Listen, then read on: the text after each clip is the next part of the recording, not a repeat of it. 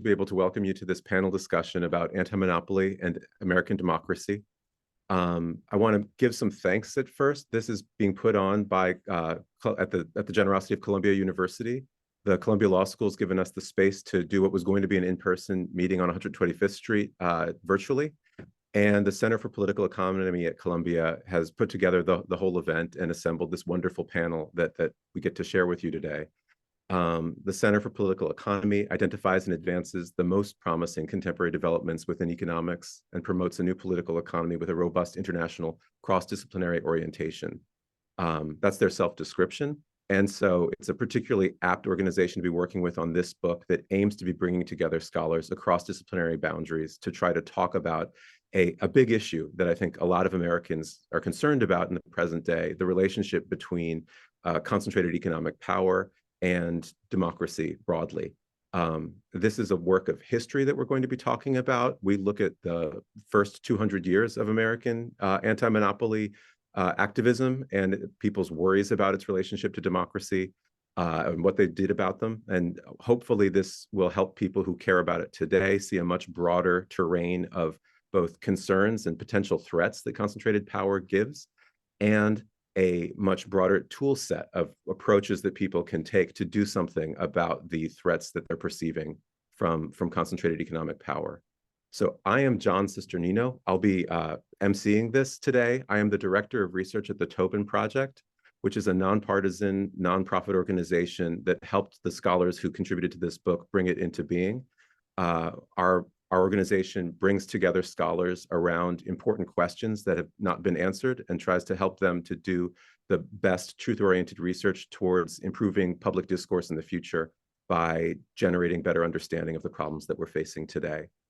And your panelists today, I'm extremely excited to introduce our Bill Novak, who is the Charles F. and Edith J. Clyne Professor of Law at University of Michigan and one of the two co-editors of this book. Kate Andrias, who's the Patricia D. and R. Paul Yetter Professor of Law at Columbia, a CPE Advisory Board member, and wrote a fantastic chapter on labor's relationship to antitrust and anti-monopoly. Richard John, the Professor of Journalism at the Columbia Journalism School, a CPE faculty grantee, and the author of the first chapter of the book.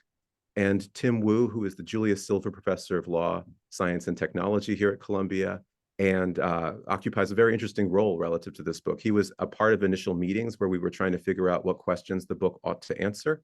And then he also, after the book came out, has been a reader of it and a person who's been in a position to be using and operationalizing some of the history in present day activity.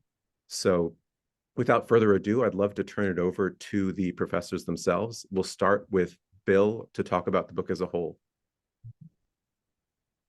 Thank you, John. And yes, I want to echo your thanks to Columbia Law School and the Center for Political Economy for hosting this event under such unusual and adverse circumstances with folks scrambling around to really still make this happen, and greatly appreciate that.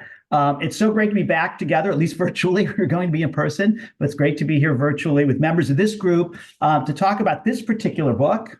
That's what it looks like virtually, on the problem of monopoly and the problem monopoly poses both for American democracy, both in history as well as in contemporary policymaking. I'm a legal historian, so I'll focus primarily on the history part, leaving it to some of the other esteemed co-panelists to draw out some of the lessons of this volume for important struggles against corporate concentration and economic inequality, today. So, as John said, this volume is part of a collaborative effort to produce a new and longer history of anti-monopoly in the United States. It was originally conceived as a distinctly revisionist history, trying to push beyond conventional received wisdom with respect to current orthodoxy in the field of antitrust law. And I think we do that with respect to three themes, I think, that unite the individual chapters. So I'll talk first about some of those common themes. First, a revision begins, as the title of the book and the event suggests, by trying to recenter democracy as a crucial component in the historic American anti-monopoly tradition. Like a prequel volume that we did with the Tobin Project on corporations in American democracy, this volume approaches anti-monopoly as a key instrument of democratic politics. That is, as a political rather than a specialized economic or legal concern. The chapters in this book all take issue with approaching American antitrust through an exclusively Chicago law and economics lens focused exclusively on consumer welfare or economic efficiency. We attempt instead to reassert what Robert Potofsky once called the distinctively political content of antitrust, rather than follow Robert Bork's now much criticized prescription that allocative efficiency and consumer price advantage were the sole objectives and should be the sole objectives of antitrust. Our volume recovers a larger lost or forgotten history of anti-monopoly's more diverse democratic origins and aspirations. Here, questions of politics, power, and inequality return front and center to the history of anti-monopoly and antitrust, and anti-monopoly reappears in the actual histories of broad-based social and political movements aimed at reasserting democratic control over agglomerations of unaccountable economic power, control, and domination, where concentrations of unregulated power were perceived directly as inherently threatening to democracy and the collective project of political self-government. As Potofsky himself asserted, quote, excessive concentrations of economic power foster anti-democratic political pressures. The two things are intimately related. Consequently, one of the goals of anti-monopoly was confronting the ability of the private economic discretion of just a few to actually dominate and control the welfare of all. Imbalances in private power and wealth ultimately corrupted the democratic aspirations of public self-government, which hinges on the ability of a public citizenry to have levers to check and redress abuses of private concentrations of private power, wealth, and authority. I should say also, in contrast to rather formalistic or thin or conventional renderings of democracy, reduced to minimal concerns with things like representation and voting, and those things are certainly important, our volume tries to embrace a fuller progressive vision of what we call substantive democracy, directly concerned with socioeconomic inequality, public problem solving, and the ongoing construction of democratic institutions of public provision, public utility, indeed, public good. As John Dewey once powerfully put it, quote, the problem of democracy was seen not to be solved, he goes on, hardly more than externally touched by the establishment of universal suffrage and representative government. The progressives who launched modern American antitrust advocated a distinctly substantive, ends-oriented new democracy that turned not just on democratic inputs, but on substantive democratic outputs. Democratic ways of life is how they talked about these things. Things that guaranteed and secured democratic citizens seen as so much more than mere economic consumers, guaranteeing them equality, health, safety, and well-being. Anti-monopoly, in other words, was a key tool and technology in this larger substantive democratic project. The second salient, I think, overarching theme of the volume as a whole is that, as John suggested, the American anti-monopoly tradition is larger, more capacious, and more diverse than conventional antitrust law per se. Our chapters cover a much longer and deeper history of anti-monopoly in the United States, decentering historical narratives that solely hover around 1890 or 1912 or 1914, you know, the Sherman Act, the Clayton Act, New Freedom versus New Nationalism, Wilson versus Roosevelt, Louis Brandeis versus Herbert Croly. In contrast, the histories in this volume range way more broadly, thanks to people like Richard John, including the divergent anti-monopoly perspectives of John Adams, Henry George, the invention of public utility, the regulated industries tradition, and concerns with land and plantation monopolies, as well as industrial, financial, and big tech monopolies. From the 18th century to the 21st century, new behemoth concentrations of economic power and resources have been seen as explicit threats to self-government, independent production, free labor, and financial independence. American anti-monopoly, in other words, was suffused with political content, democratic vistas from the earliest days of the American Republic. Consequently, our volume also displays a much larger, more variegated anti-monopoly toolkit than that proffered by antitrust case law alone. in sync with the anti-monopoly regulated industries section of the law and political economy movement, as well as the efforts of so-called neo-Brandeisians to expand the conventional range of imagined policy options that a democracy has at its disposal to curb monopoly power and anti-competitive, anti-democratic practices. Our volume is pragmatically geared toward revealing, displaying the actual historical mechanics of the American anti-monopoly tradition across all of its diverse manifestations, demonstrating historical effects, showing how anti-monopoly has worked when it doesn't work across American history and to what ends.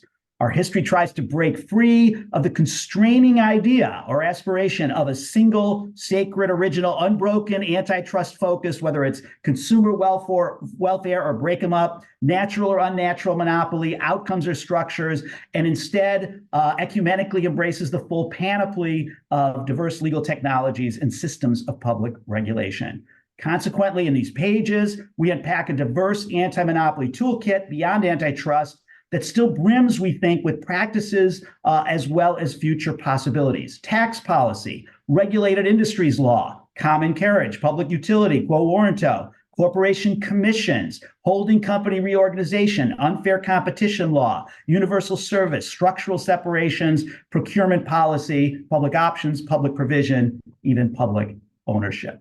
So just a closing word on my own chapter, my own contribution to this volume, tries to illustrate some of the kind of critical potential of thinking about anti-monopoly in this broader substantive democratic frame. I try to kind of link up movements for public utility regulation with antitrust, with the movement for a crusade against unfair competition, and ultimately a larger regulated industries tradition in the first half of the 20th century. And I think some of this has already been, some of our work here has already been picked up by folks who are working in the networks, platforms, and utilities, the NPU area. And in my chapter, I try to show the way progressive social democratic reformers invented the radically new state regulatory technology of public utility out of older common law categories like nuisance or common carriage, so as to pioneer an unprecedented expansion of state police power control over certain economic activities deemed affected with a public interest. That's what they called it. Notably, for purposes of this volume, public utility was anti-monopoly law. These two things are very much related, aimed at the first great industrial transportation monopolies, that is American railroads, the aggressive regulation of which, from corporate charter regulations to price regulations to full-fledged state as well as federal commission regulation, became the template for the regulation of all other monopolies, from the Sherman Act, from the ICC to the FTC to the New Deal and beyond. These reformers threw every technology they had at the problem of large-scale railroad domination and some of its attendant public policy problems. It's culminated in the mid-20th century in the consolidation of a field once known as regulated industries law. This rich and robust tradition galvanized a host of other legislative, regulatory, and administrative innovations aimed at public problems ranging from corporate concentration itself, as we'll hear about more in a second, to unfair modes of competition, to issues like unaffordability, price controls, rate discrimination, inadequate or discriminatory public services, informational inequities, public convenience, fraud, and collusion. I think you'll agree with me that many of these issues will remain only too alive to this very day. So I think we've been heartened by the way some of the ideas in this volume have already been taken up in areas like network industries, telecommunications, big tech, NPU, et cetera. And I only hear the opportunities for future growth of the American anti-monopoly tradition broadly construed when I hear, for example, the Flint water crisis talked about distinctly through a public utility lens. That's how we should be thinking about some of these issues. Or Ann Elstad and Ganesh Sitaraman talking about public options, more public options across the board in legal and public policy making. Or my colleague Nick Bagley proffering the idea of American healthcare provision as a potential public utility, or most recently and innovatively, New York City author Josie Cox in a recent book about the gender pay gap, talking about childcare as a potential public utility. Maybe we should change our vision on some of these things. Beyond narrow and well-worn themes of monopoly per se, consumer welfare, economies of scale, or the curse of business, I think this book illuminates a broad and diverse American democratic tradition of anti-monopoly, embracing a staggering variety of techniques of legislation, regulation, as well as administration. You can find a lot of it described in this book, and I look forward to all of you, including the people that have registered for this conference, applying it further in every conceivable way in our current anti-democratic political economic present. I'm afraid we're again in one of those all hands on deck type of historical moments, but that as our history tries to demonstrate, it's these moments, I think, that so effectively reanimates the American anti-monopoly tradition over and over again in the past, and can do so as well in the present. Thank you so much, Bill. Richard, if you could tell us a little bit about your chapter and the surprises it might hold for people today. Thank you, John, and thank you to the Center for Political Economy for reconfiguring our event in these challenging times, challenging moment for Columbia. The charge that I had, and that Richard White had, who's of course not here today, was to talk about anti-monopoly in the period between the founding of the Republic and the enactment, Sherman Act, and its initial kind of deployment in the period up to 1914. And we took that charge quite seriously to begin by talking about the Sherman Act and its significance, or the act we call the Sherman Act, was known as the antitrust law in 1890, is anachronistic. It's anathema to historical inquiry. What we were wanting to ask what came before, to look at subsequent events in relationship to what came before, rather than the other way around.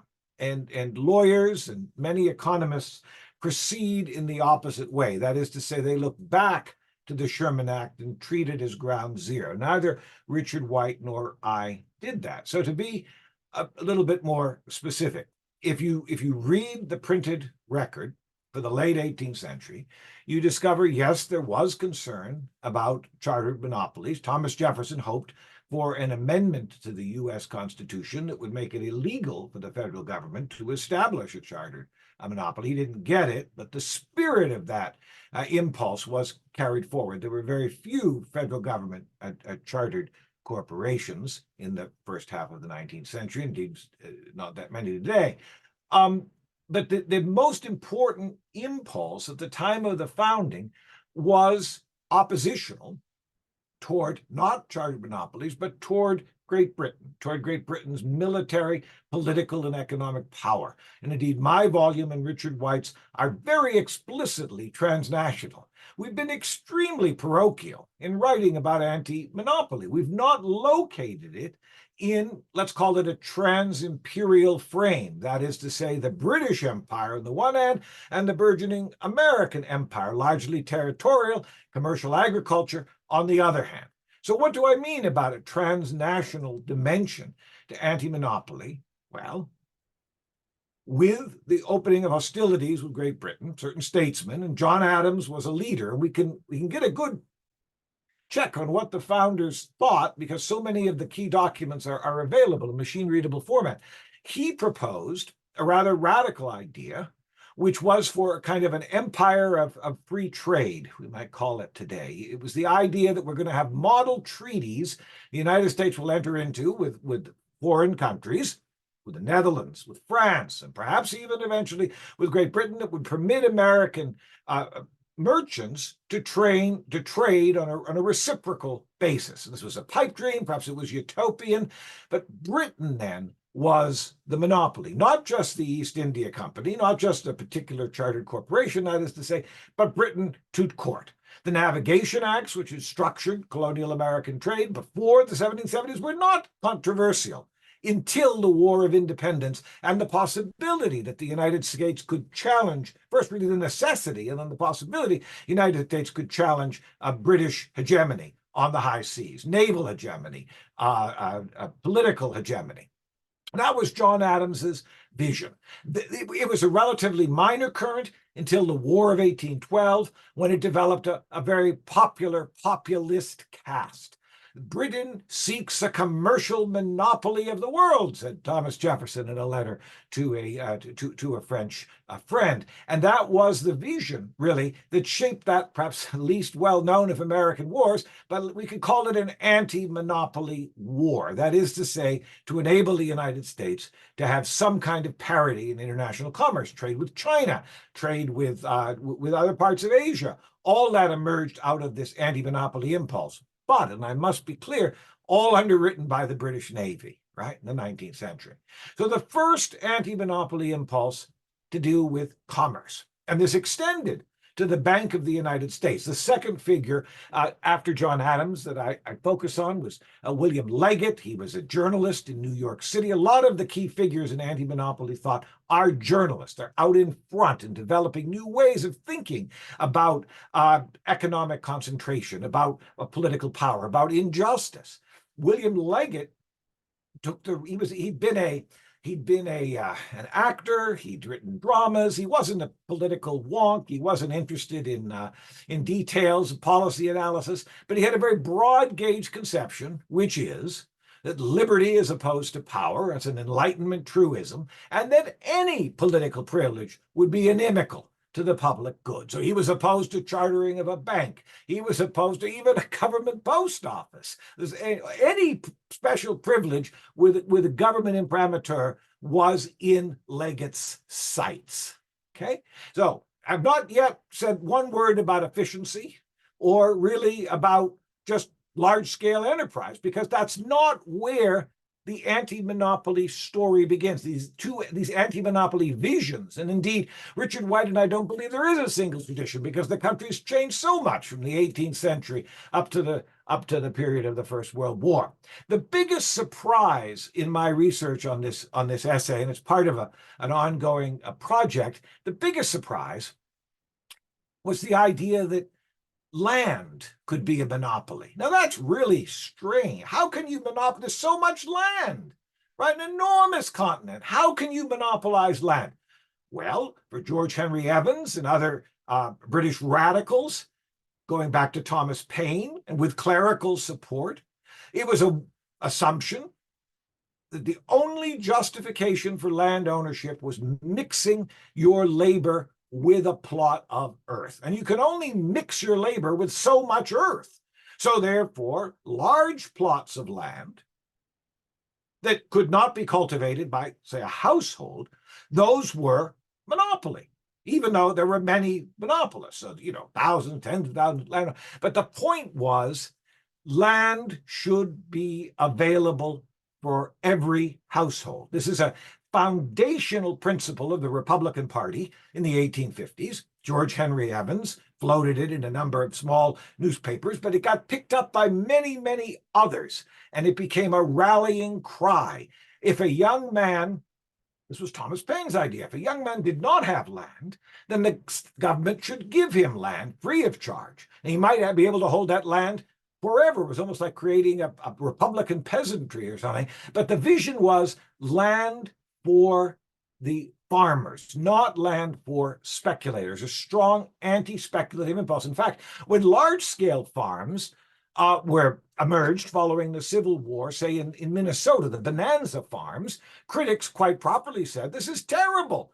These farms are efficient. That's bad, because there's no opportunity for large numbers of households to work the land, to build towns, schools, churches, and everything that makes up a civilized republic. See, so it was almost anti-efficiency impulse, that land. And this land monopoly concern will carry forward.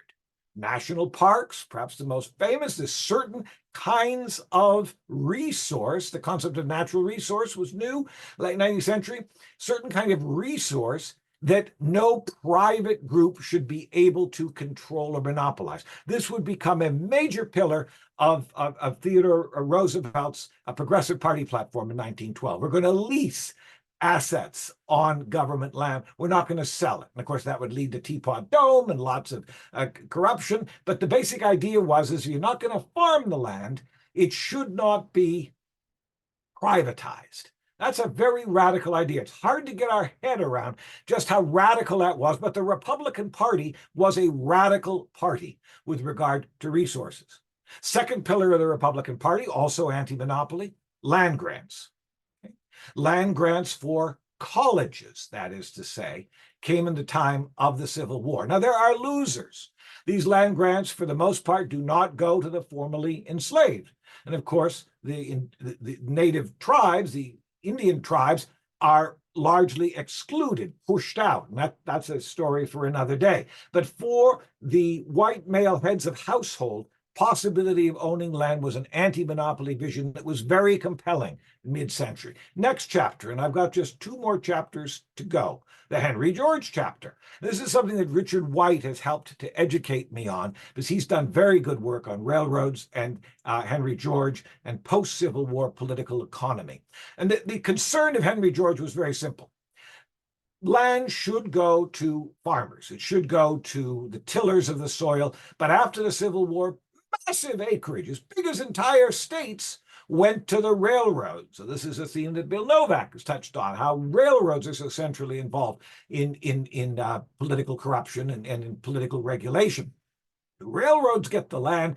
Henry George thought that was unjust. And he develops this conviction that corporate land ownership was unjust to a broader vision that private land ownership, especially in cities, was inappropriate because the wealth that was generated by the inhabitants of the city was being appropriated as an increment, an unearned increment was his phrase, by the owner of the land, the landlord. He is anti-landlord, pro-innovation. Like Adam Smith, Henry George believed that large-scale enterprise that was corporate would largely be inefficient. That's right.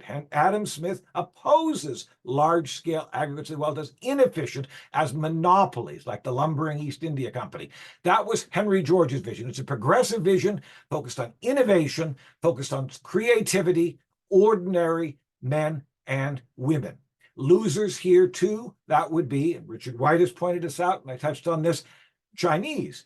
The Chinese immigrants, male, were perceived not as potential yeomen, potential farmers, but they were perceived as tools of corporations. And so there was an anti-monopoly movement to block Chinese immigration, which would lead to the 1882 Chinese Exclusion Act. So my final act, taking you from John Adams, William Leggett, to George Henry Evans, to Henry George, the final act, and this was, I chose this deliberately to kind of challenge pieties, is the vision of social change through countervailing power that was proffered by a young socialist around the time of the First World War, who'd later become a very prominent commentator in international affairs by the name of Walter Lippmann. Lippmann was always the smartest fellow in the room. He came up with the idea that, in fact, inequality is not a product of political fiat.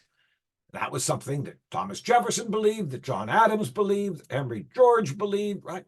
It's not a product of political fiat.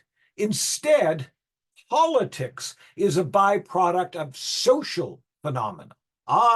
So it's society and social forces we need to focus on and not politics. And that's the big change in the final section of my essay. What he hopes for is countervailing power. He looks to labor unions. He's even enthusiastic early in his career about the IWW, quite radical labor unions. He looks to consumer groups, and he looks to enlightened management. Now, in order to check corporate greed, the sorts of things that Bill describes so well. Now, that may seem very strange to you. How can countervailing power matter? But I'm a historian, and I'm trying to present what different visions were. And this was the most compelling vision to challenge industrial power in the 19-teens. Not the Sherman Act, which was widely regarded as a failure, and as it was by Walter Lippmann, and its glory days were in the future after 1914, after the Clayton Act. And really, if you wanted one golden age for antitrust before the present, before the last decade, which Tim Wu and Lena Khan and others have been so active in promoting in creative ways, it would probably be the Eisenhower administration in the 1950s after the Seller-Kefauver Act. But that's a story for another day. So what I tried to show was that there are different visions focused on commerce, focused on land, focused on industry, to take the story up to about 1914 and the Clayton Act. And as a coda, I'd like to direct the potential readers to Richard White's really brilliant discussion of the Sherman Act itself, which I touched on. We both believe that the Sherman Act was not as consequential at its framing as it's been subsequently made out to be. In fact, it wasn't really the work of John Sherman at all, but that's neither here nor there. But instead, it was a response to a very challenging international political economic challenge posed, or a threat really is a better way of putting it, posed by British industry. American congressmen, in response to British industry, raised tariffs, high tariffs. These tariffs, or so many ordinary Americans and lawmakers contended, these tariffs were threatening. Why were they threatening? Because they made it possible for big firms inside the United States to unfairly destroy the position of small firms inside the United States. That's what the Sherman Act originally was intended. That was the problem it was intended to solve, which had very little to do with its subsequent post-Clayton Act history. In fact, the law in Chicago, the law and economics folks at Chicago almost never mention the tariff in conjunction with the Sherman Act. Neither does Piketty in his most recent book, Capital and Ideology. In so doing, they show the utter parochialism of recent American historical writing, parochialism that the Tobin Project is working very creatively to challenge. So that's an outline of my chapter with a little bit of Richard White's. It gets us up to 1914. I tell the story going forward rather than backward. The Sherman Act not at the center. Thank you so much, Richard. Kate, if you could share with us your wonderful piece on labor's relationship to all of this. Great. Well, first, I just want to thank you and Bill for organizing this book. It was really a terrific opportunity to work with so many different kinds of scholars and think about an issue from so many different perspectives. I'll start by saying I'm not an antitrust scholar. I work on labor. Until recently, the conventional account had been that there's a fundamental tension between American labor law and antitrust law. And this was not only the view of those in the Chicago school, but even prominent labor scholars. So one in particular labeled the two regimes intrinsically incompatible. Because after all, the fundamental purpose of unions, or one of the purposes of unions, is to take wages out of competition. But in part because of this tension, or this perceived tension, the assumption has long been that the labor movement during the 20th century was largely hostile to or uninvolved in the anti-monopoly movement. Almost all of the historical writing about the relationship between labor and antitrust had been on the American Federation of Labor, the AFL's struggle to win a labor exemption to antitrust law. And for good reason.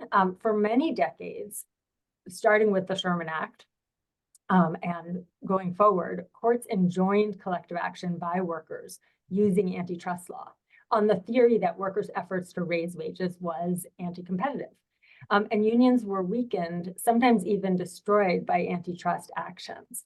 It wasn't until the 1940s that the AFL finally prevailed and the Supreme Court recognized that the labor exemption that Congress had always intended, or had certainly intended by the time of the Clayton Act, applied to labor activity. But because of this tradition, this history, there was little sense of a broader anti-monopoly tradition. So my goal when Bill asked me to be part of this project was to find out what else beyond the labor exemption the labor movement sought regarding the problem of monopoly power, how else the labor movement engaged with the anti-monopoly movement over the course of the 20th century. And I found when I looked at the history and started reading the various publications of and speeches of labor movement leaders during this period, that in fact there was a very rich and very ambitious anti-monopoly tradition within the labor movement that went far beyond efforts to win a labor exemption, and that was self-consciously understood to be part of the anti-monopoly movement. And I think this tradition can inform and inspire new thinking in contemporary debates.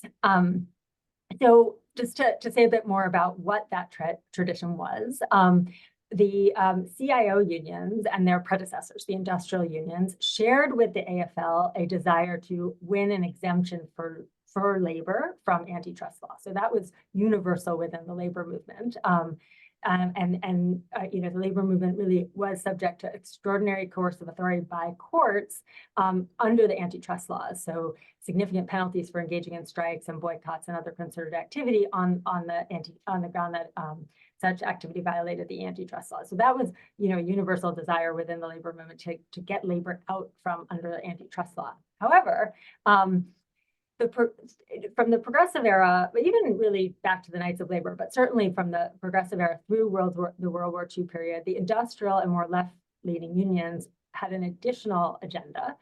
They sought to organize workers on a mass scale in order to countervail economic and political power, and saw that effort as part of the anti-monopoly tradition. So in order to oppose concentrated economic power, they believed that organizing mass numbers of workers on an industrial basis was part and parcel of that anti-monopoly effort. But their anti-monopoly agenda wasn't limited to organizing workers. They also demanded more aggressive antitrust enforcement against monopolistic actors. They demanded an end of governmental subsidies to big business. They advocated regulatory protections to curtail the power of big business over workers' lives. They urged national economic planning and industrial policy in which workers would play a co-equal role with business. And they demanded public control and even nationalization of certain industries. And they repeatedly and frequently framed all of those demands as part of a broad anti-monopoly strategy. So things that we no longer really understand as part of the anti-monopoly strategy or we have only recently started to think of as anti-monopoly again, were in labor's view or in industrial labor's view, really part of an anti-monopoly agenda. I think three key features characterized the industrial labor anti-monopoly agenda. First, the unions were really focused on problems of power and on trying to achieve a more equal distribution of power in society. Second, they were committed to democracy. They had a more radical view of democracy than simply the use of the franchise. As Bill alluded to already, it was a view of democracy that was both substantive and material, but also was about trying to democratize the economy as well as the government. And they had the view that concentrated economic power posed a threat to Republican government and to political equality. And third, for most of the industrial unions, the agenda was explicitly statist or social, as well as cooperative. That is, they recognized that the exercise of governmental power was inevitable, and therefore governmental power needed to be used for democratic and egalitarian ends. This was not just about getting the state out of labor's business, but also about using the state to achieve a more equitable distribution of power and as a counter to monopoly power. I think it's important to note that industrial labor's vision was distinct, at least to some extent, from that of famous anti-monopoly thinkers like Louis Brandeis. Although the early and mid-20th century labor leaders objected to massively concentrated industry, their ultimate goal was not necessarily to increase competition or to make business smaller. Because sometimes small business was actually really terrible for workers. It created more downward pressure on wages and competition that actually harmed workers. Rather, their effort was to develop a range of mechanisms for working people to exercise greater control over their workplaces and the economy, and a range of mechanisms to weaken concentrated economic power. So in my view, this broader anti-monopoly tradition that I think largely was forgotten or not understood to be labor's tradition offers an important resource for the newly revived antitrust movement or anti-monopoly movement. I think it should encourage those of us focused on workers' rights to reject the notion that labor efforts and anti-monopoly efforts are distinct or opposing endeavors, and for the labor movement really to actively support anti-monopoly efforts. At the same time, it should inspire antitrust reformers or they're already doing this, but reinvigorate their efforts or support their efforts to move beyond the consumer welfare model, and also move beyond a focus on bigness, to also think about how to achieve, through a range of different strategies, greater democracy in the economy, and to really weaken concentrated economic power through a range of strategies, including supporting workers' rights to organize. I'll leave it there. Thank you so much, Kate. That was great. And so now we want to turn it over to Tim as a reader of the book and somebody who has used the book or maybe has thought about using the book in a forward-looking way. Yeah, thanks so much. I am, as said earlier, a great fan of this book, and I think it's a kind of a big achievement, and I want to express a lot of gratitude or just appreciation of the work that goes into this kind of project. I remember being at the early meetings on this were at kind of a important moment for I think what is the current anti-monopoly movement. I think that it brought together, at least the meeting I was at, brought together a lot of people who didn't know each other that well yet. And since then, I think a lot has happened. Well, let me say first a little bit about the role of history, I think, in today's anti-monopoly movement, revised. I think that I think it was Hannah Arendt who said that every American revolution is described as a counter-revolution, a return to the rights that people once had, or in some sense looks back to something that once was.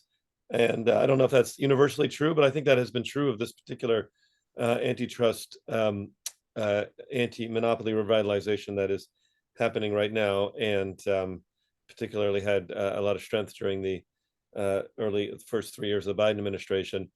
And I think during this period, the focus on history has been very explicit, from the top down. I think that the president Biden became interested in devoting himself to anti-monopoly through two particular channels, both somewhat one less historical, one more. The more historic version was the idea of associating this administration with FDR and to a slightly lesser degree Theodore Roosevelt, who had that as a sort of bipartisan Rooseveltism, I guess.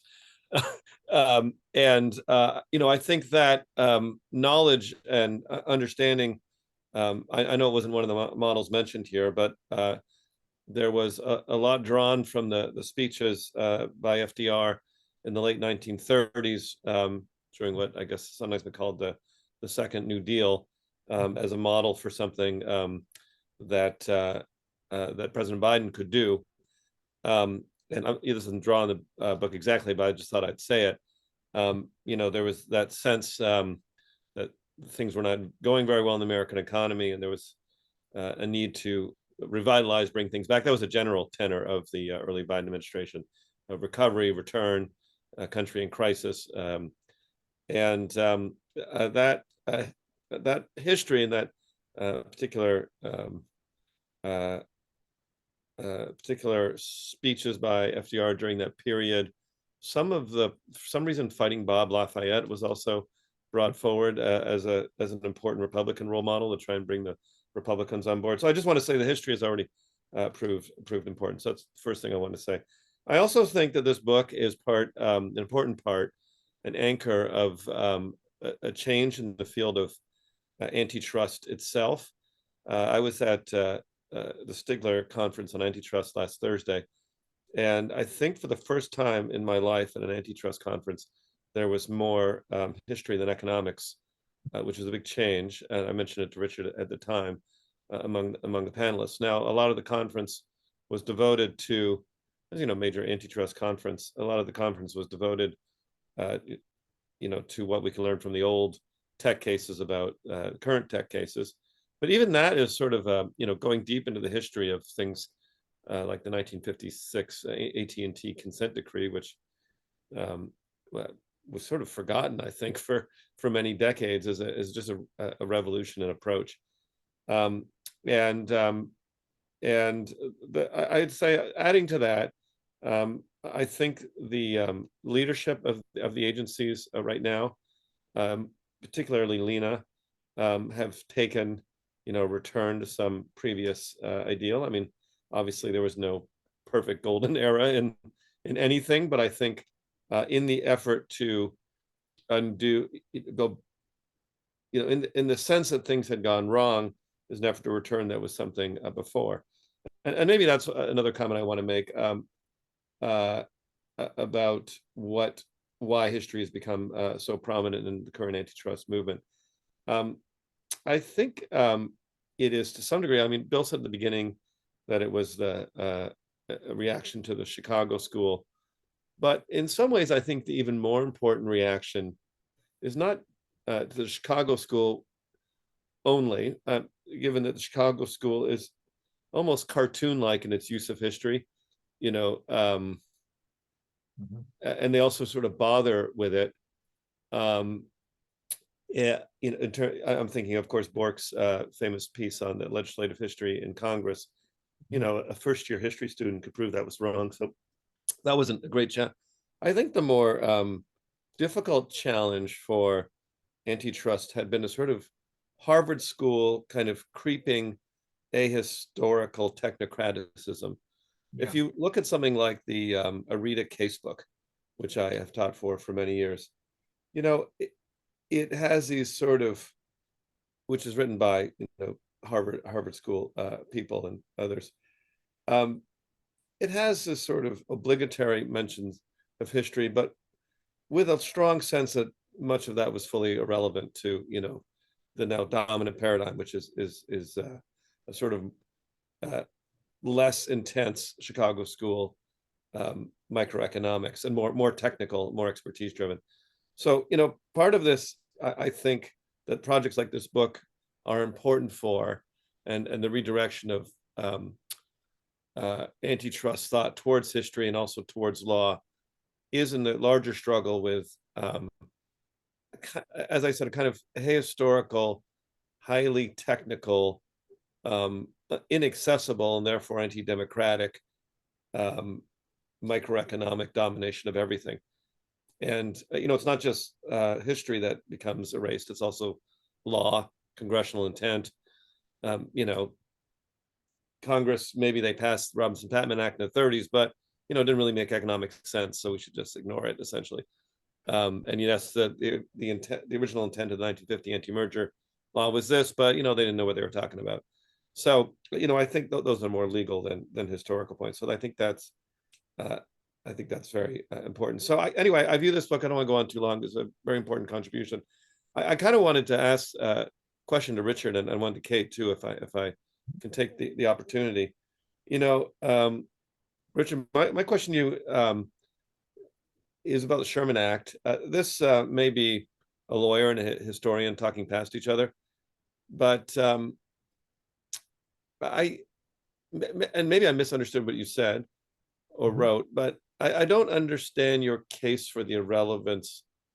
Maybe that's what we're saying, or the lack of importance of the Sherman Act before the Clayton Act. Given the enforcement, I think without the Sherman Act and without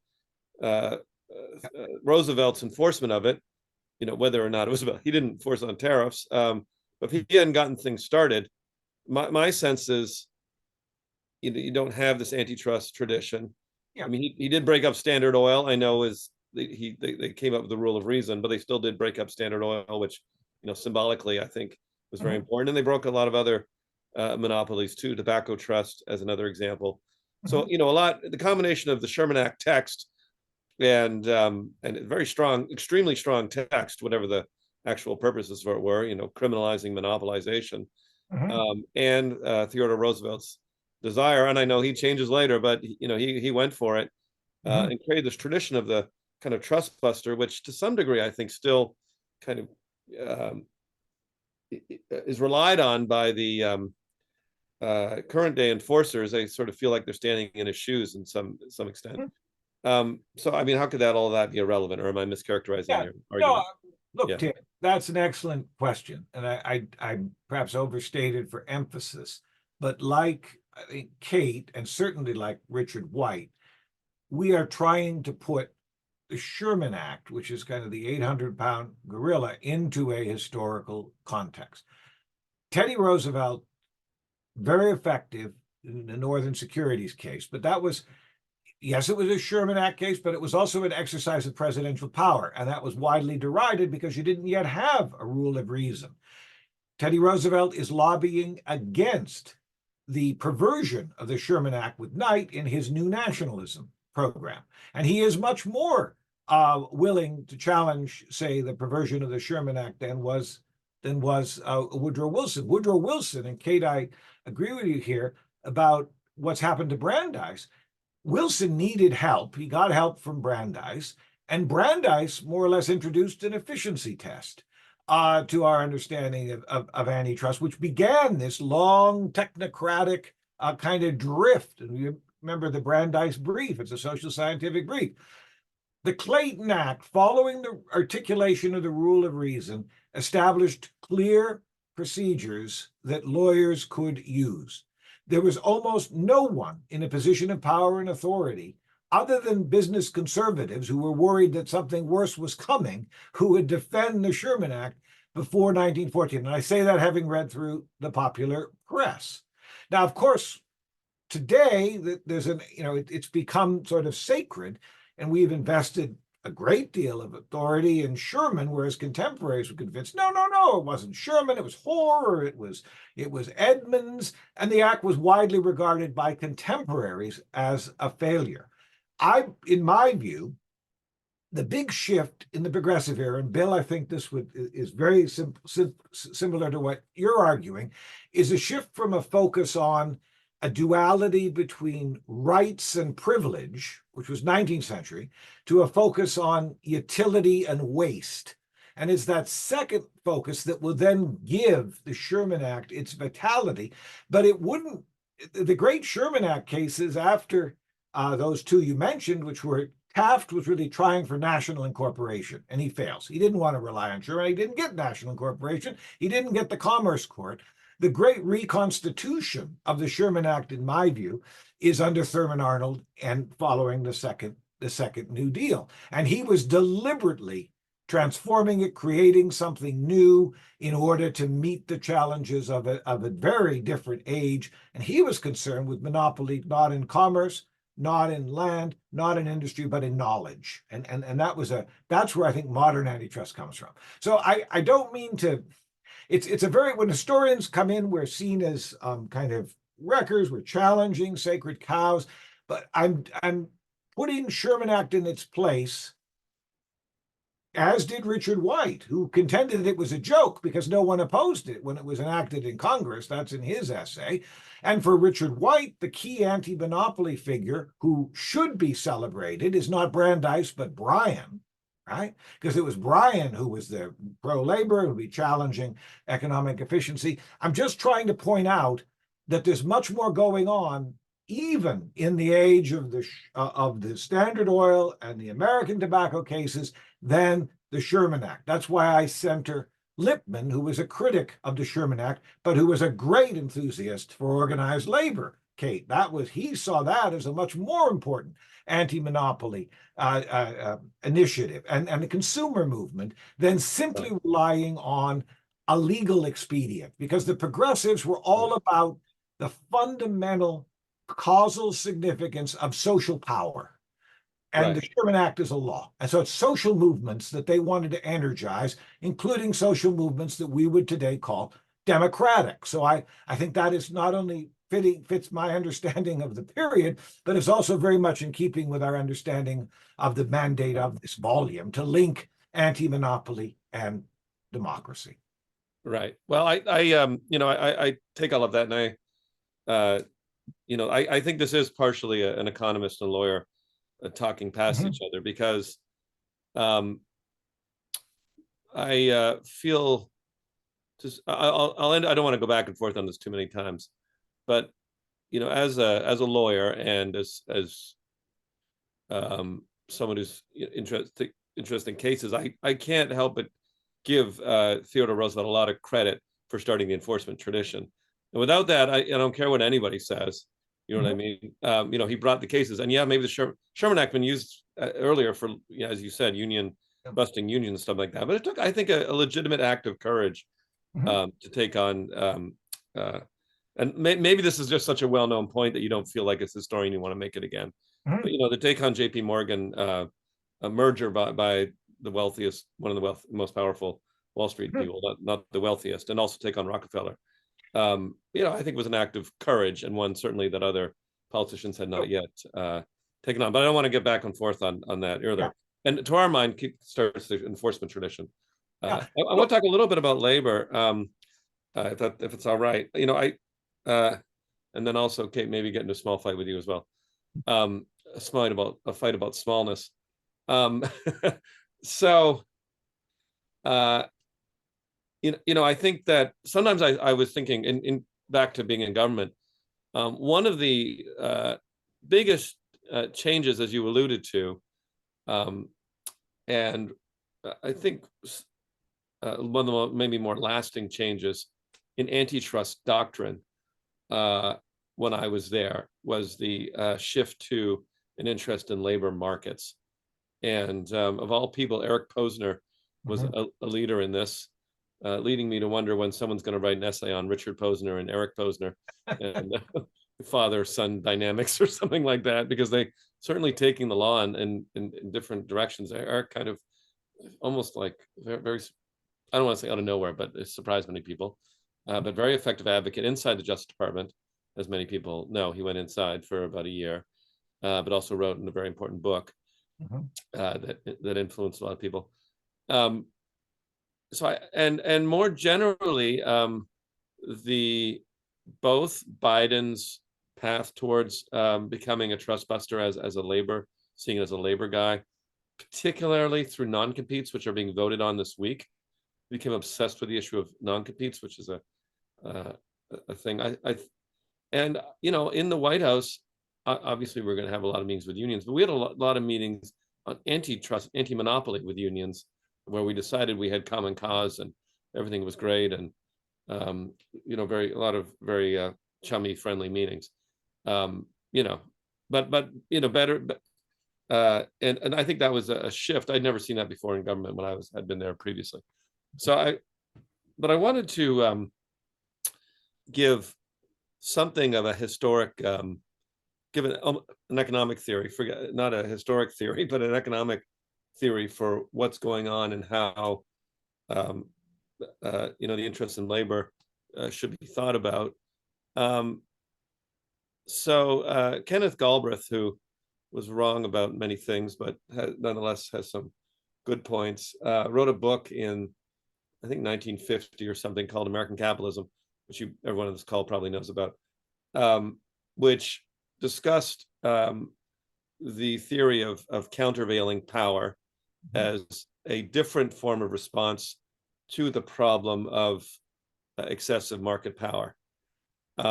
So he kind of said, look, forget it, monopoly is inevitable. Antitrust, this is where I disagree with him.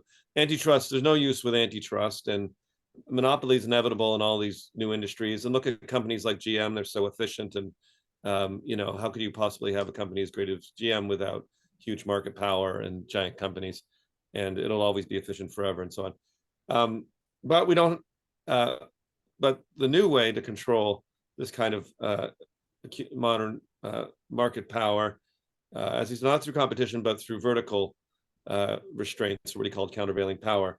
So whether it's suppliers or whether it's unions who have you know, control over labor, which is an input, that is the more important way to constrain this power, by balancing it against other vertical forms of power, maybe retail, if we're talking about a manufacturer.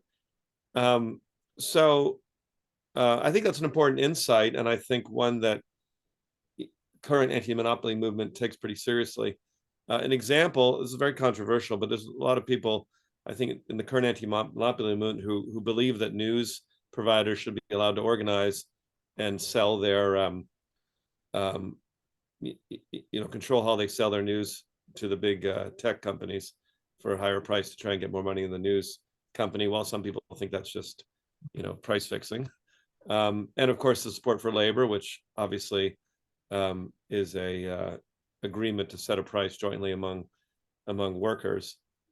But what Galbraith was totally wrong about was the idea that all this would happen automatically. He sort of wrote in his book that most economists have this fantasy that everything will take care of itself, and he was not immune to that. And he believed that, like, labor unions, and he has a sentence in his book where he says, therefore, American has the most powerful companies, and so therefore we can predict that American unions are the most powerful and will be the most powerful, going forward as companies get more powerful. And obviously that didn't work. And this leads to my kind of question for you, Kate. Or I don't know, I don't want to associate with this views, but I think that, organized labor has gone back and forth in many directions, but has often been, as you said, okay with bigness as long as it's big itself. And I think there's a number of reasons for that. They think that,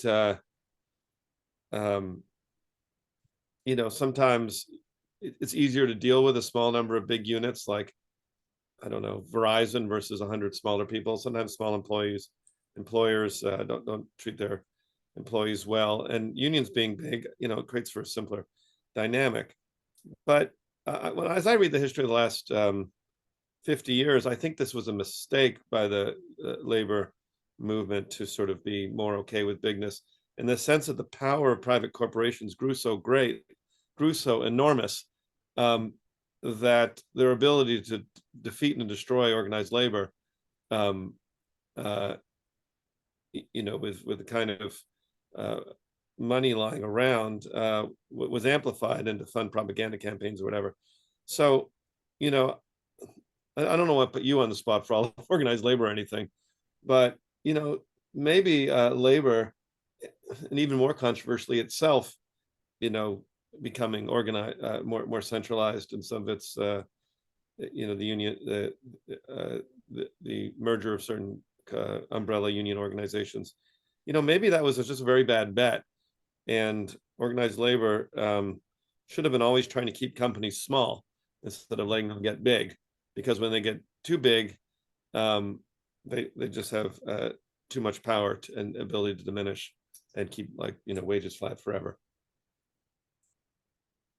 Great. So lots of stuff to react to. Before I come to that last point, I wanted to just come back. You mentioned the really exciting work that's happening within the government with regard to labor, and I think you're right. The non-compete, the potential ban on non-competes is really important and really innovative and exciting and correct effort. I wanted to highlight two other ways in which the administration has been moving in a really promising way on the connection between labor and antitrust.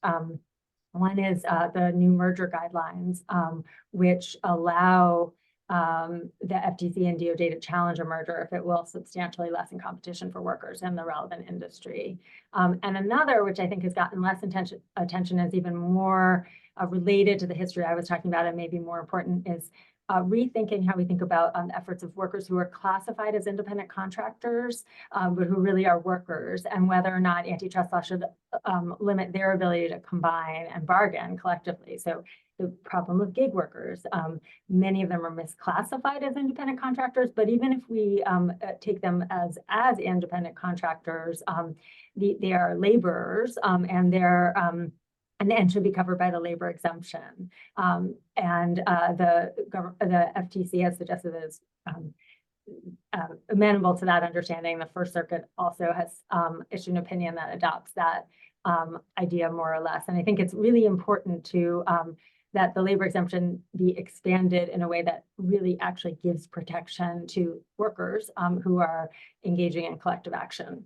But coming to your point, so on this, I agree with you that Galbraith was incorrect to predict the sort of inevitable strength of unions.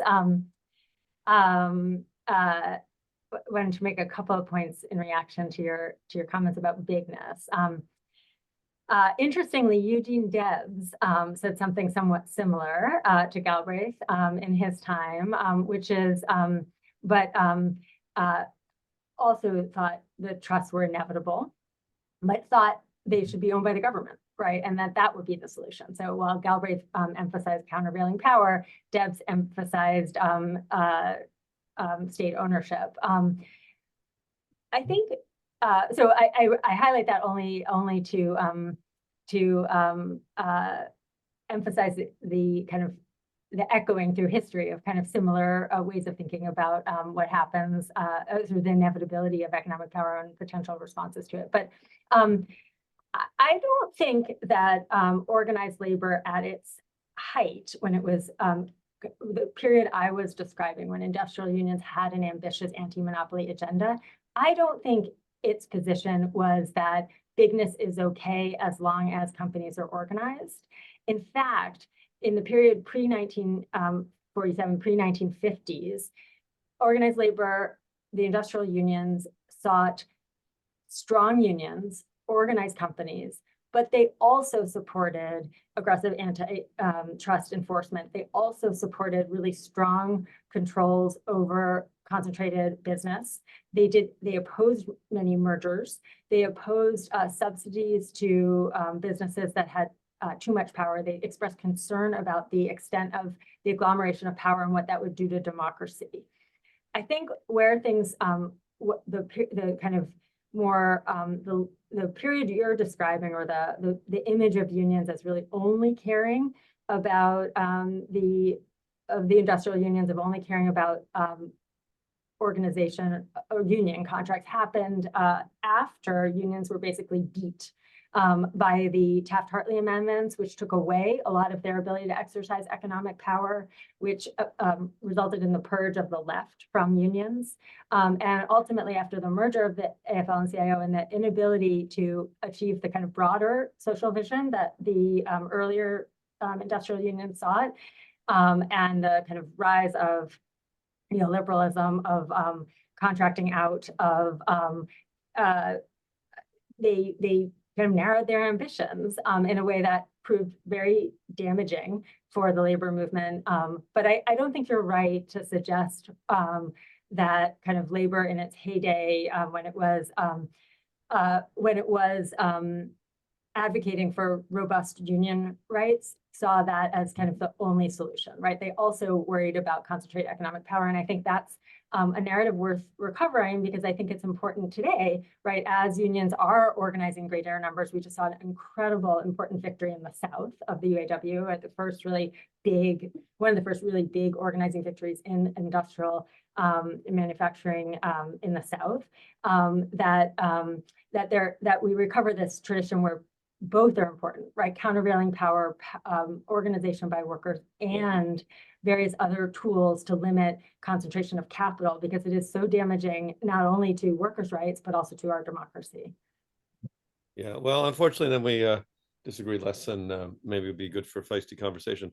But no, I mean, I agree. That's what I think. I think the current, what's interesting is I think they have, it seems funny that countervailing power and horizontal competition would be seen as rivals. And I think Galbraith might be to blame for that, partially, in the sense that he said, or this whole, like, let's accept bigness, again, because he believed that the units, he believed, for example, he wrote on and on about how General Motors was so amazingly efficient, and sort of assumed it would always stay that way. And therefore we should forget about this and think about countervailing power.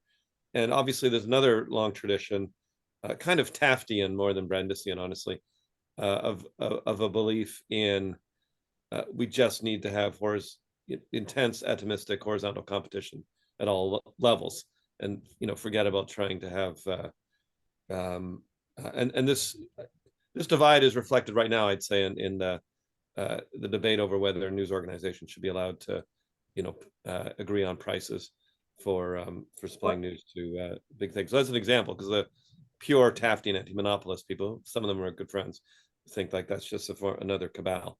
Anyway, so but yeah, I'm very much in favor, and I think I won't say the government anti-monopoly movement is exactly united on this, but I think understanding and seeing kind of a falseness in the fight between the countervailing power and horizontal competition thing is pretty important for this moment.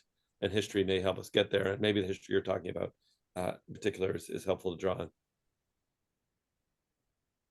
So thank you all. We have a bunch of questions from the audience that I want to try to get to. I'm going to try to bundle some of them thematically so that we can cover a little bit more ground. So one thing that's come out of this discussion and that comes out in the book is that lots of people have worried about monopolistic threats coming from a lot of different directions, from a lot of different places in society at a lot of different times. And so one set of questions I think that very reasonably comes out of this is, like in contrast to the kinds of simpler pictures that people are used to working with, where, a monopoly is a problem if it's raising consumer prices, or monopoly is a problem if a firm is just too big. People are asking sort of what criteria would you use to assess whether an entity is monopolistic and whether that monopoly is productive or unproductive. I don't know that history gives a norm in a direct sense, but certainly it gives us a sense of like norms that people were operating with in the past. And there's a more specific that question comes from Yanis Sindelgakis. I hope I did your name justice. There's a more specific version of what I think is basically the same question from Nathaniel Donahue, asking about where conservatism fits into the more expansive view of anti-monopoly, particularly sort of asking about in the context of labor. So indictments for combinations and restraint of trade or labor injunctions or right to work laws, are they part of this anti-monopoly tradition? And that I think there's a thematic resonance between that and Tim's sort of question about media. And if you enable certain sorts of media agglomerations, are you doing something that is pro-monopoly, but maybe good in other ways? Or are you doing something that's anti-monopoly? And how ought people think about that? Or, less normatively, how have people thought about that? I don't know, maybe I'll take a stab at some of this. I mean, one of the things, the word monopoly is both a very helpful word and a unhelpful word at the same time. It's helpful because everyone knows about it. Everyone recognizes the word. It has an old pedigree. I don't want to say ancient, but at least, colonial pedigree. And it has a board game associated with it as well. The negative things about it is it has a particular economic meaning, which is sometimes narrower than what people really care about, and I think that leads us in some dangerous directions. I mean, even in law enforcement, which is particularly centered on, when it comes to Section 2 of the Sherman Act, the problem of monopolization, and particularly the verb monopolize. The sense there's a verb of monopolization, which is to say, there's a lot of situations where you have, for example, an industry controlled by two companies that do, say, Visa, MasterCard, do things that are as bad or worse than any monopolist. But then people are, wait, they're not a monopoly, they're duopoly. And so suddenly the entire conversation or the law becomes impotent. Moving back from the law, where you have to have a special statute to deal with them. Moving away from the law for a second, I, in my own thinking, really believe what we're talking about here is a particular instance of unaccountable power. That is what everybody is really concerned about. Yep. And that, part of what this volume is trying to do, and part of this broader scope of what the problem is an effort to understand the forms of particularly private unaccountable power, although public if government is involved in helping out private power, that aren't always captured by the particular microeconomic definition of the problem, which is, the deadweight loss caused by consumers not being able to afford things, or reduces an output or something like that. Or those very narrow, the sort of triangle that you'll see on a classic microeconomic, that there is a much broader possibility and range of harms that are associated with it. And again, I return to the sense that these are problems that are familiar in some ways to anyone who's interested in politics or political theory, as problems of unaccountable power.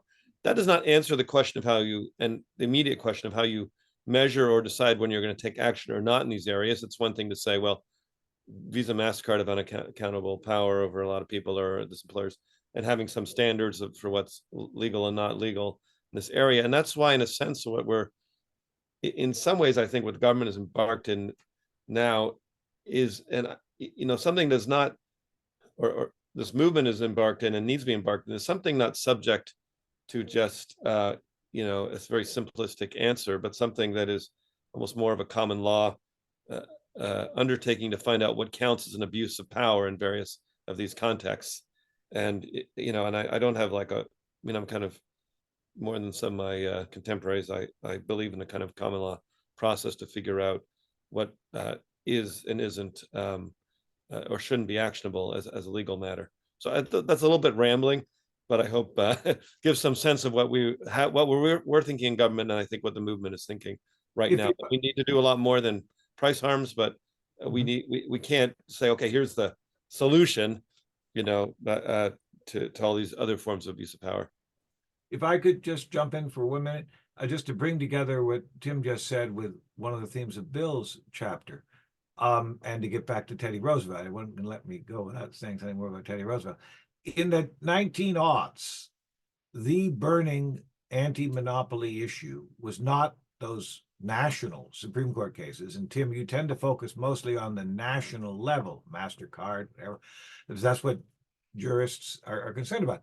It was in the cities, and the unaccountable power was the collusion of, say, what we today call public utilities in gas and electricity, in streetcars, even in telephone, their power. And that's where Teddy Roosevelt spent 20 years before he got into national politics. And he was seeing national political issues through that public utility lens. And after all, Walter Lippmann was a Rooseveltian. He's not a Brandeisian. That's one reason I picked him in 1914. It's waste. And the idea of having 6 streetcar firms competing with each other, or 6 telephone companies, that was anathema in the 1900s. And by the way, if you look at the popular press of that day, which just has recently been digitized, the Hearst press, it is preoccupied with these public utility questions. Hearst was going to try to get to the presidency as an anti-monopoly candidate supporting municipal ownership or public utility.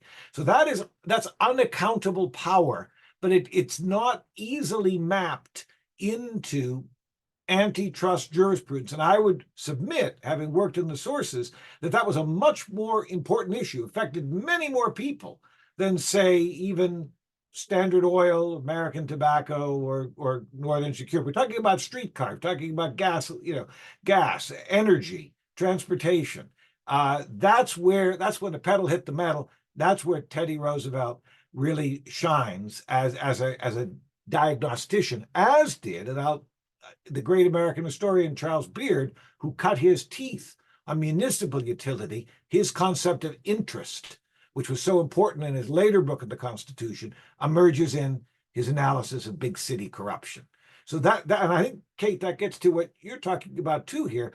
Breaking up lots of little streetcars, lots of little street company was just not an anti-monopoly agenda at the municipal level, beginning around 1907, beginning around the panic during the presidential administration of Theodore Roosevelt. And that would persist. TVA has an anti-monopoly dimension.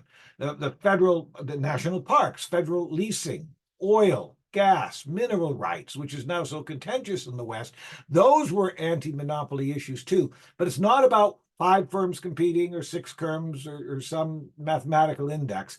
And it really mattered on the ground to millions of Americans. Kate, do you want to go in, or can I come back on this topic? Go ahead. I'll go after you. Go ahead.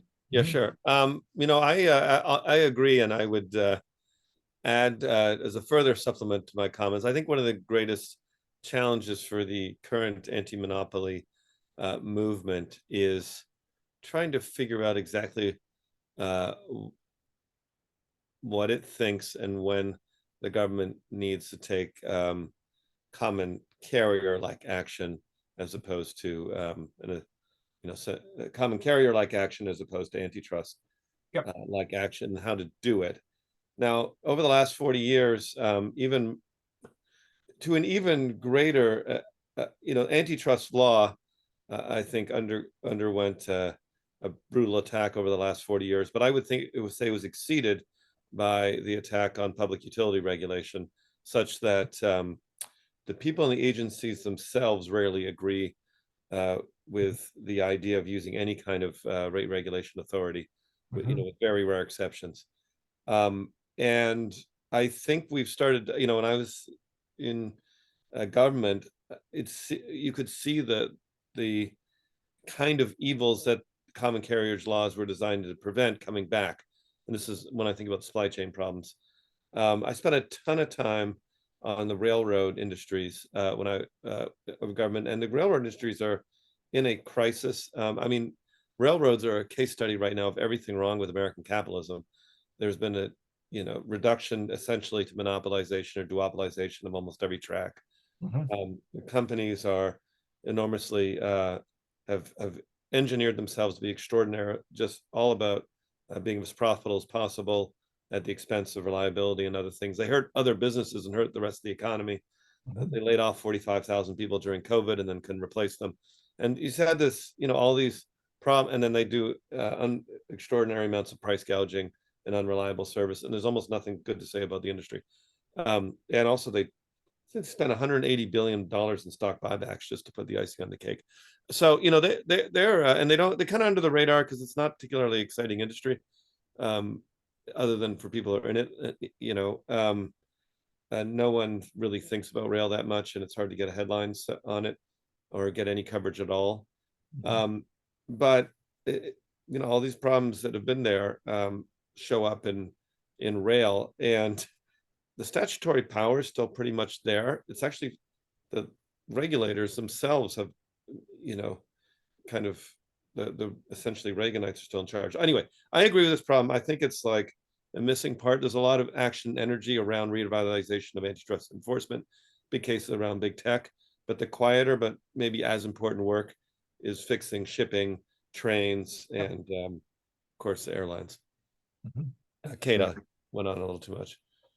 Yeah, I mean, I agree with what you with what both of you have said, and I think accountable power is one framework through which we can think about this problem. I think democracy is another. So I think the questioner asked, well, what about like right to work laws? Why aren't those ways to break up concentrated power? And I think the answer goes to what they're trying to achieve. Are they a pro-democratic effort?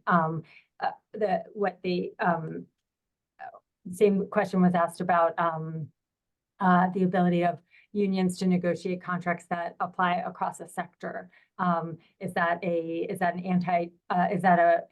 monopolistic effort? Is that too much concentrated power? But I think if you have a democracy lens, it helps us. It doesn't answer all questions, right? And democracy, like monopoly, is a very capacious word, or a word in which the meaning differs depending on the person using the word. But if you use a democracy lens, I think it helps us sort reforms that are breaking up concentrated power for democratic aims versus ones that are just breaking up concentrated power for some other aims, right? Like smallness or something else. And so if you take right to work as an example, the driving force behind right to work was actually to weaken workers as a countervailing power, to weaken workers' ability to participate in the democracy, and the act of being able to kind of remove yourself from a democratic institution rather than actively organizing within that institution and changing its future. It's not a democratic process. So I think I find Tim's framing of accountable power useful, but I think democracy is another useful frame. And I agree with Tim that there's not an easy answer in terms of how that applies to various policy decisions. If you think about the railroads, and you mentioned that they are, monopolistic, there's a real question of whether breaking up those monopolies into lots of smaller for-profit companies is the best way to achieve, to undermine concentration of power, achieve a more democratic system, or whether that's an area where we should be thinking about public utility or even state ownership, right? Given the nature and different ways to kind of make power accountable and control power. Yeah, if I can come back in here a little bit, I think my personal commitment to democracy is stronger than my commitment to structure, even though I have certain ideas of what makes for a good structure. In other words, but that does follow with so I guess my view is that the structure of the economy is extraordinarily important to people's lives and affects them probably more than half a dozen constitutional rights, depending who you are. But you know what I mean? Like, how big your employer is, what it's like to try to get the essentials in life, like electricity and, transportation, credit. Those things are big, and the structured economy affects whether you can start your own business with any chance of, having any success or quit. Anyway, all that stuff I think is very important and is structure.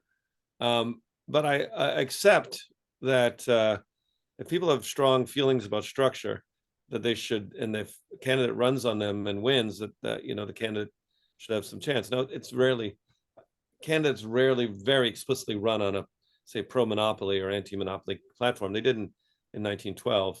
They do less today. Maybe they should today. Maybe that is part of what's happening that I think is very positive. And that's why I think we should all be against it just being a technocracy decision that there's an ideal size. But I would, I wouldn't have said this in government, but now I would accept if you had a total pro-monopoly candidate who managed to convince like some great majority of the American people that, the economy should, it's better off monopolized. I guess I would cede to that democratic impulse over my preference for smaller structure. But I think that people tend to hate monopolies. So it doesn't tend to go that way. I mean, that's not really what I meant by democratic, because I think maybe, okay, well, go ahead. If you make decisions that kind of lock in power and no longer distribute decision-making authority throughout the population, even if that decision is made through a democratic process, that's not a democratic outcome. So if we all vote to, give up all our power to an authoritarian, that might be a democratic process. We might do that through the election, but I think there's certain things that actually you have to take off the table, if we're talking about democracy. So when I would say that democracy should be our frame, what I mean by that is the ability of citizens and to actually affect policy on an ongoing basis and to control their lives, and to have also the material conditions that enable them to exercise that kind of control. So obviously that's abstract, but I don't think democracy is really just about what we vote for in an election. And I would just add, since I think the railroad example brings a lot of the things the book was concerned with together, because there's no question historically, in terms of a test of how do you know a monopoly, there was no question in the late 19th century that these large-scale railroad companies changed the balance of power forever, and we had this new private power that was unaccountable, and moreover, the smaller economic actors, i.e. the farmers, understood it, every single day, right? That they had no chance. They had no chance to make railroads accountable if they only had to rely on the courts or the legislatures, right? The railroad lobby invents the lobby, and we have all these sort of great texts of Gilded Age corruption of literally state legislatures running away with railroad money. And so it is a democratic solution that's turned to, especially on the state level, certainly at the national level too. The reason we got the ICC so quickly and the Sherman Antitrust Act, unanimously, is because there was no doubt that these new agglomerations of private economic power were a danger to democracy. On the state level, in Illinois, there is a state constitutional convention called that passes a constitutional amendment requiring the Illinois legislature to form a railroad and warehouse commission at the state level. And from that period on, it's not top-down technocratic anti-monopoly. This is bottom-up social political movement. People's lives are being affected, and they fight back democratically and with a kind of putting a commission model up, state commission, later national commission, to kind of challenge that power. So I think it's a perfect example of the way the history can illustrate that we have way more tools at our disposal that are kind of fungible and flexible to use in our kind of current moment. And those state commissions are often derided as ineffective, but that's largely by critics who haven't really studied how they worked. Absolutely. And just think about the ability of now a farmer who cannot bring a case against a discriminatory railroad. They're not going to win the case, the $10 case, advocates called it, against the railroad. That's not going to happen in the courts. The farmer has no recourse in the legislature. But now the farmer can bring a complaint to a railroad commission. And I think we've really not investigated the degree to which complaints to commission creates a democratic access point for more small actors to actually have their voices heard. And I think that is a kind of more democratic. I think we're at time, everybody, so we should be wrapping up. I wanted to just add one thought on this great discussion and question, which is that if we think about unaccountable power as at the heart of monopoly, and we think about democracy and wanting to create conditions where democracy can thrive, where people will have ongoing ability to sort of to vote and to oppose and contest concentrations of power, we could also think of democracy as a kind of a knowledge generator about what kinds of concentrations of power are problematic. When your democratic institutions are functioning, people will make noise when some sorts of concentrations are hurting their ability to live their lives and self-govern. And so part of what makes the history interesting is that we're able to look back and say, these are the kinds of things that people thought got in the way of being able to self-govern and some of the things they tried to do about it. So I think, I think it's worth engaging with for historians, but for policymakers, economists, people all over, trying to figure out how would you operationalize some of these, modeling some of these worries, also addressing some of them by means of policy, which, as the discussion's already shown, can be happening at sort of any level of government, and also involves mobilization that goes far beyond government. So I'm sorry we're not able to get to all of the questions that were asked. I wanted to thank our panelists so much, and to thank all of you who've tuned in, and just to to say thank you, and to ask everybody to be carrying forward the spirit of inquiry, of trying to understand these questions better and shine light to make our institutions serve people better, that this book was undertaken with. So thank you all, and have a wonderful afternoon. Thank you, guys. Thanks.